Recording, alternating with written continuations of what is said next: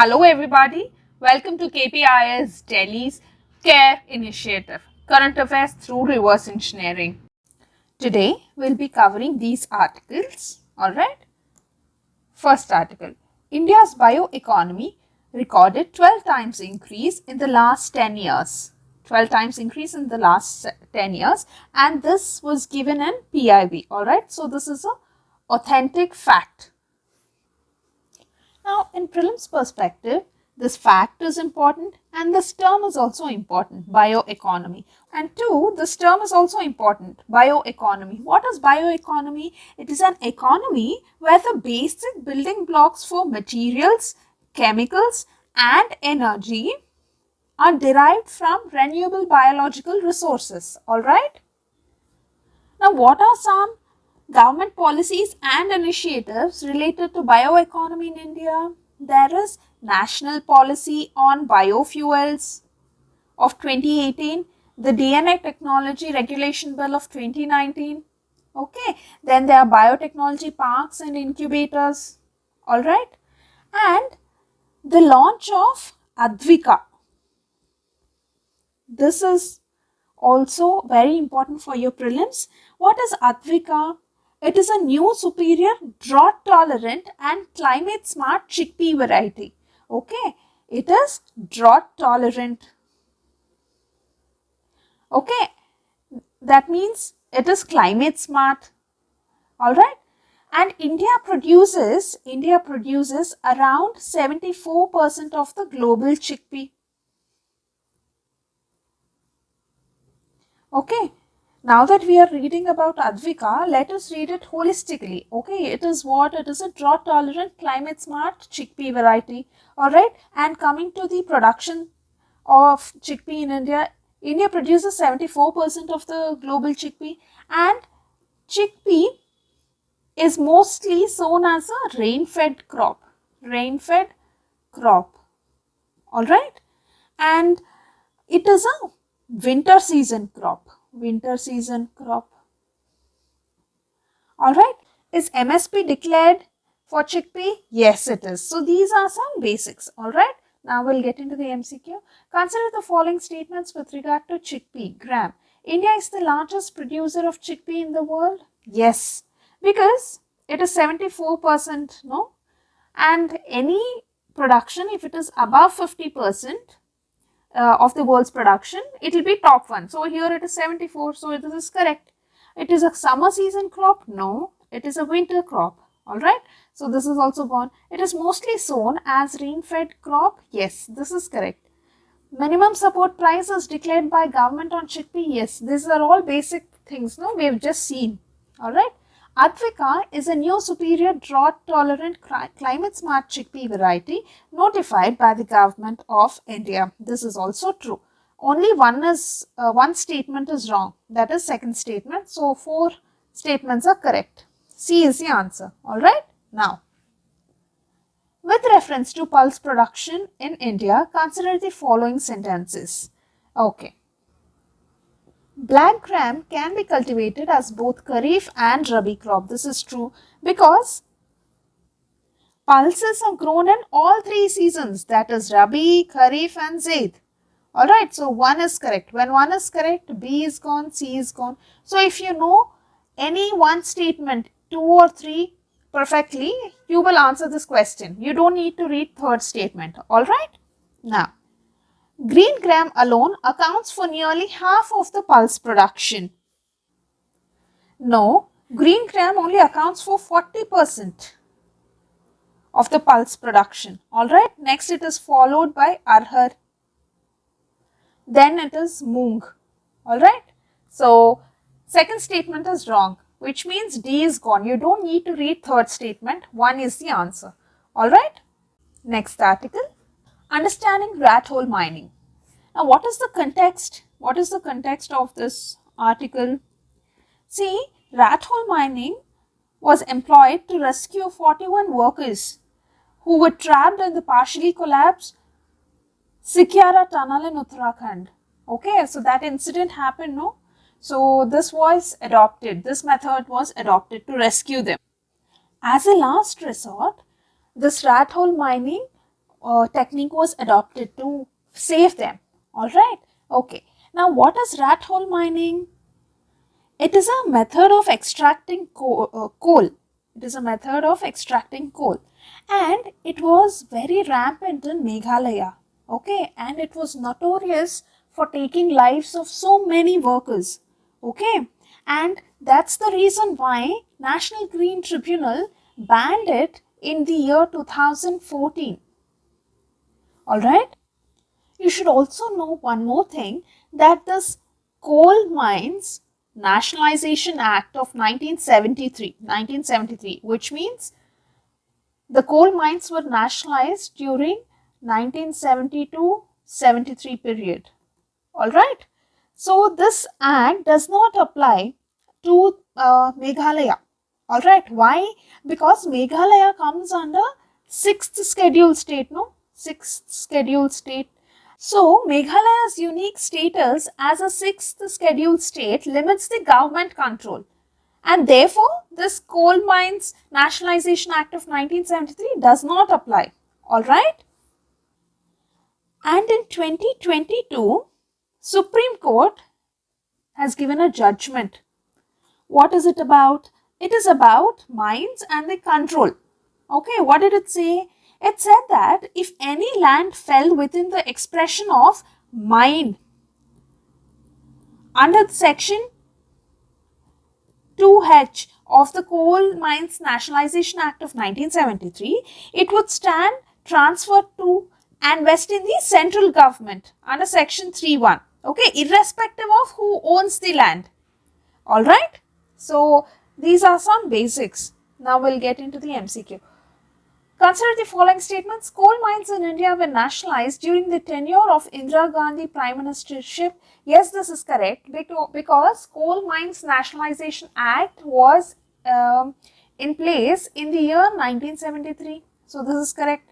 Coal Mines Nationalization Act do not apply to the state of Meghalaya. Yes, because Meghalaya is in a 6th schedule state. Yes, this is also correct, because Meghalaya's unique status as 6th schedule state limits the government control, and this particular act does not apply. Alright, so this is also correct. Any land that falls under the definition of mine under the Coal Mines Nationalization Act will be transferred to the central government. This is also correct because Supreme Court opined so in one of the cases. Alright, so all the three statements are right. Now, consider the following statements. Consider coal sector was nationalized by the government of India under Indira Gandhi. This is right. New coal blocks are allocated on lottery basis. No, not lottery basis. No, auctioned. They are auctioned. So, auction. Alright. So, 1 is correct. When 1 is correct, B and C are gone. Now, second statement is wrong, which means D is also gone. So, A is the answer. You don't need to read third statement. Alright. Now, next article. Cabinet approves continuation of centrally sponsored scheme for fast track special courts for further 3 years. Okay, for prelims, the definition of fast track special courts is important. Now, what are these courts? These courts are dedicated courts expected to ensure swift dispensation of justice. Why are these in place? To substantially bring down the pending cases in district and subordinate courts. Alright, so this is about fast track courts. Alright, and they are also mentioning about a scheme, right? So this was in place in the year 2019. Alright, and Union Cabinet has recently approved this centrally sponsored scheme for further 3 years. Alright, and it is implemented by Department of Justice, Ministry of Law and Justice. Okay, so Department of Justice and Ministry of Law and Justice is implementing the centrally sponsored scheme, which is giving impetus to fast track special courts. Alright, and coming to the background of fast track special courts, it is the 11th Finance Commission which recommended the establishment of fast track special courts in the year 2000. Alright, and the central's share in the centrally sponsored scheme is to be funded from Nirbhaya Fund. Okay, these are some basics you have to know. Alright, now Consider the following statements with regard to fast track special courts. They are set up by the Supreme Court upon request of the state concerned. No, this is wrong. No. Next, it is being implemented by the Department of Justice, Ministry of Law and Justice. Yes. The central share towards the implementation of this scheme is contributed from Nirbhaya Fund. This is also true. So, two statements are correct. Alright. Next. Consider the following statements. Fast track courts are being set up on the recommendation of the 11th Finance Commission. Yes, this is true. So, when one is true, B is gone, D is also gone. Fast track courts take up sessions cases pending for 2 years or more and the cases of under trials in jails. Yes, this is also true. So, C is the answer. Alright, now next article. Do Death Stars crash with the light of 500 million suns? Here, you need to know about magnetars. Now, what are magnetars? Their defining feature is ultra powerful magnetic field. Okay, magnetars are a subclass of neutron stars. They are subclass of neutron stars, okay? And defining feature of this magnetars is what? Ultra powerful magnetic field. Alright? And how are they formed? How are they formed? Like any other neutron star, magnetars are formed from the remnants of massive stars undergoing supernova explosions. Okay, now here you need to understand the life cycle of a star. You need to know as a basic part. Okay, I'll just tell you. See, this is the stellar nebula. Okay, if it is an average star, it will become red giant and then planetary nebula and then white dwarf. Alright. If it is a massive star, see this is an average star, no? If it is a massive star, it will become red supergiant and then it will become supernova. Okay, next is supernova, then supernova explosion, that is, okay, and next out of this explosion, one neutron star will come, and the other is black hole. Okay, after the supernova explosion, there is a neutron star that is coming out and then there is black hole. So, this is the life cycle of star. Alright. So, some basics of magnetars we just read, right? It is a subclass of neutron star. Second one, as the name suggests, magnetars. So, one defining feature is ultra powerful magnetic field. Alright. And regarding their formation, they are formed from remnants of massive stars undergoing supernova explosions. Alright. And coming to the energy radiation, there is emission of high energy radiation. So, these are some basics about magnetars. Alright.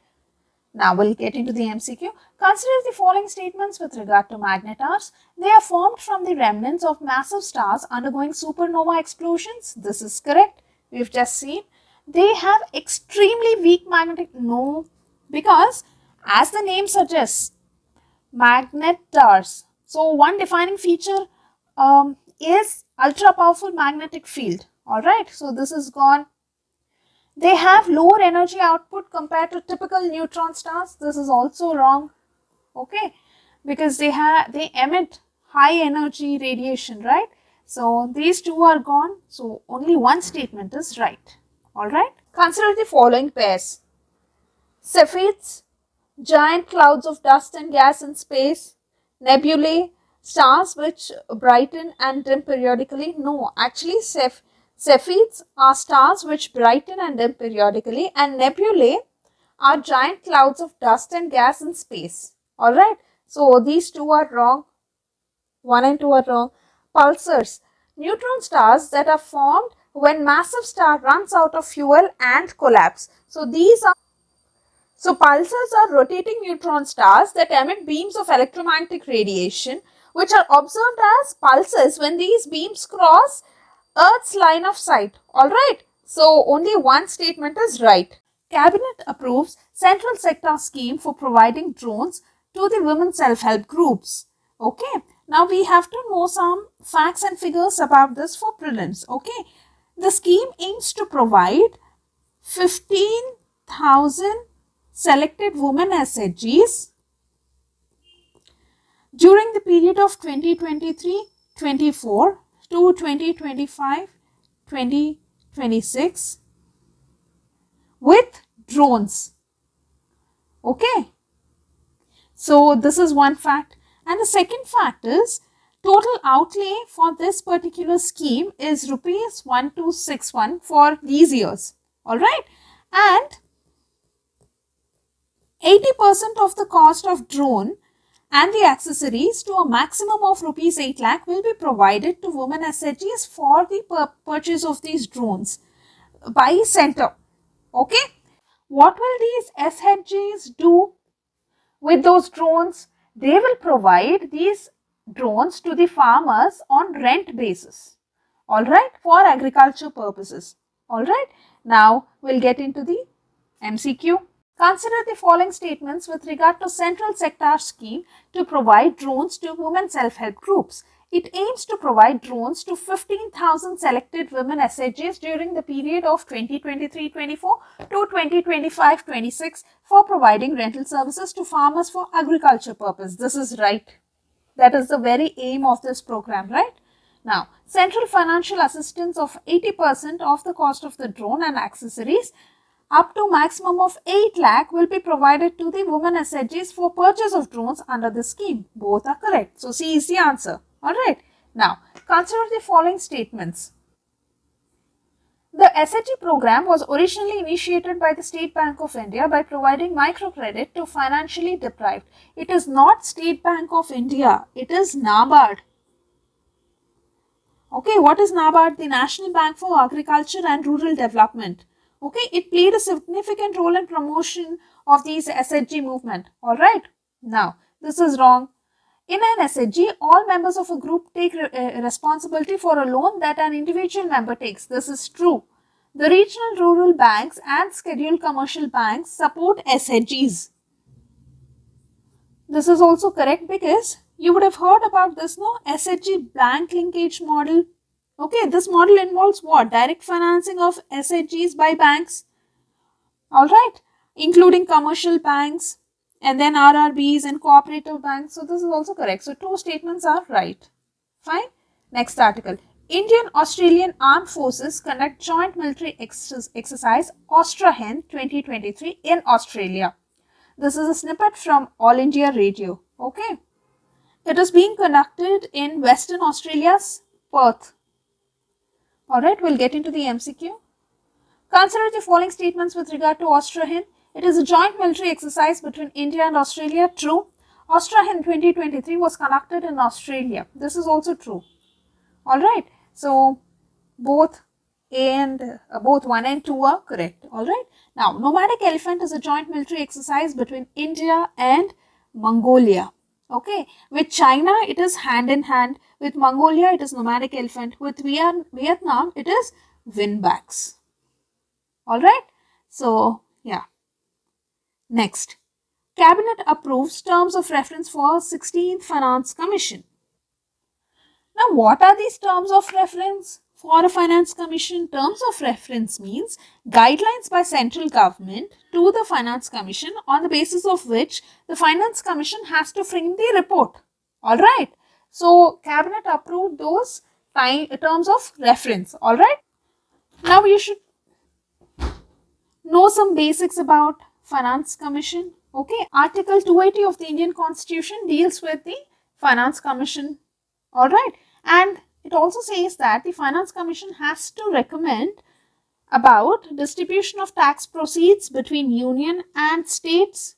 Alright. Principles which should govern the grants and aid of revenues. Okay. And the measures needed to augment the consolidated fund of state. To supplement what? To supplement the resources of panchayats in the state. Alright. So, these things you have to remember. And the Finance Commission is appointed by the President under Article 280 of the Constitution as per the provisions contained in the Finance Commission Miscellaneous Provisions Act of 1951. Okay, and there are also Finance Commission rules of 1951. Okay, and in Finance Commission there will be a chairperson and 4 other members. Alright, now we'll get into the MCQ. Consider the following statements with regard to Finance Commission. According to Article 280 of the Indian Constitution, it is to be constituted every 5th year or earlier. This is true. However, 11th Finance Commission was constituted 6 years after the 10th Finance Commission. So that is an exception. And similarly, 14th Finance Commission was constituted 5 years, 2 months after the 13th Finance Commission. Alright, so those two you have to remember as exceptions. Next, it is constitutionally mandated to recommend measures needed to supplement the resources of panchayats. Yes, we have just seen, no? In the basics part. So both the statements are right. C is the answer. Now, consider the following. For the horizontal tax devolution, the 15th Finance Commission used how many of the above as criteria other than population, area and income distance? Okay, apart from these, it has used 3 more things. Okay, what are those? It is demographic performance, next forest and ecology, and tax and fiscal efforts. Alright, so governance reforms and stable government, no. Alright, so 1, 2 and 5 are correct, which means B is the answer. Alright, this is it for today. All the best.